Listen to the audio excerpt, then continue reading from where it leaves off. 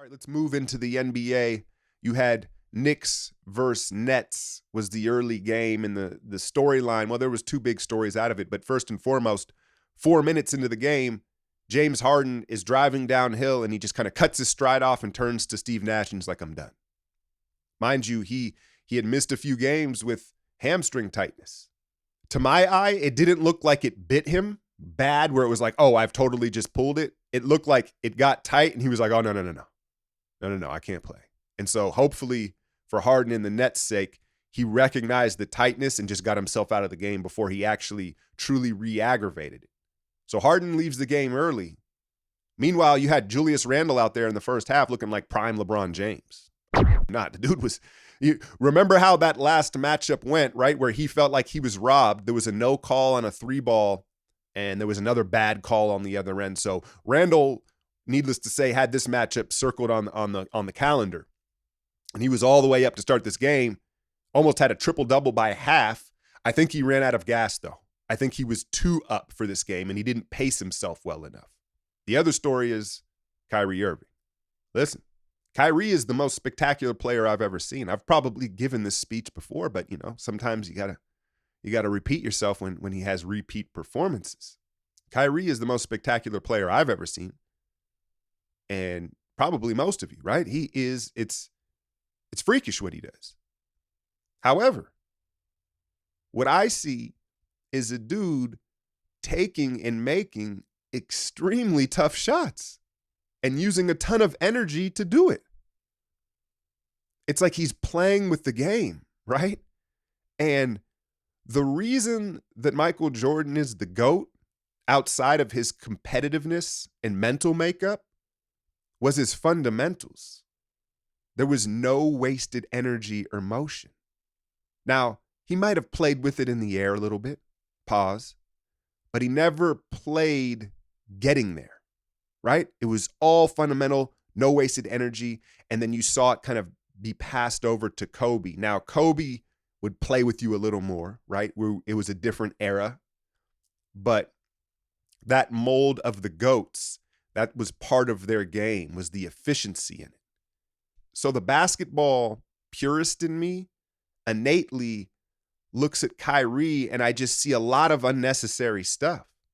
As spectacular as it is, he'll beat you twice, pull it back, beat you third time, there's a lot.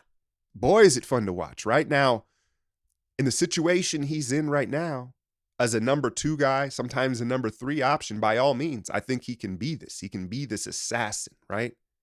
But if he were to be asked to be the number 1 option on a team, now I think you'd run into a problem where it's something that's not sustainable. Because again, it's just not efficient. It's just not efficient. He had 40 points last night, and I mean, I'm sure all of you have seen the highlights by now. The Knicks had no answers for him.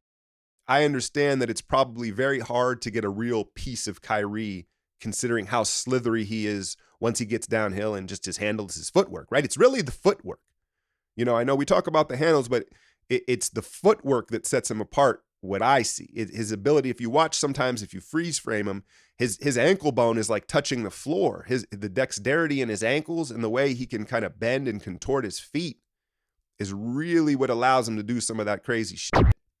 But I think, again, as slithery as he is, I think when you get the rare opportunity to, you got to knock the quinoa out that boy's ass, right? You got to try to break his rhythm and kind of let him know there are consequences for dancing on me like that.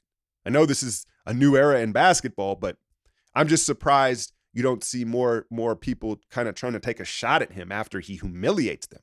I don't mean just like in the open floor, like a dirty one. I'm just saying when he goes in, and I get he contorts his body, he slithers. You can't get him flush, but at some point, someone's got to put him on his butt.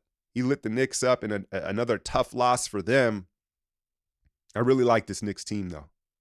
I really do. They're giving me Jeff Van Gundy, Anthony Mason vibes, just as far as the toughness. And I'll tell you, Knick fans, who you should go get, right? I know y'all are, building towards something here, and there's a real culture. It's real. Julius Randle, it's real. You know who you go get? Miles Turner. Think about it. He provides the same rim protection as a Nerlens Noel or a Mitchell Robinson, but then offensively, he can stretch the floor and that allows you to clear the paint for Randle. Let Randle do his point thing, and you can play 4 out. That really, I think, would help offensively what y'all do. Adding another shooter, preferably a big one, right? You say, well, how do you do that? Well, you could hypothetically send Mitchell Robinson, Obi Toppin, and Kevin Knox to Indiana. Now, would they accept that? I don't know. I don't know what Indiana's deal is. They're kind of stuck in the middle ground. What we do know is they're not in love with Miles Turner. He's been shopped, and maybe they look at that as an opportunity. You get a swing at 3 young players. Miles Turner doesn't fit their long-term plan, so maybe, you throw in a pick or something, but I think Miles Turner would be an ideal fit because he allows you to keep that defensive mentality and rim protection, all while adding another shooter and adding more space to the floor offensively.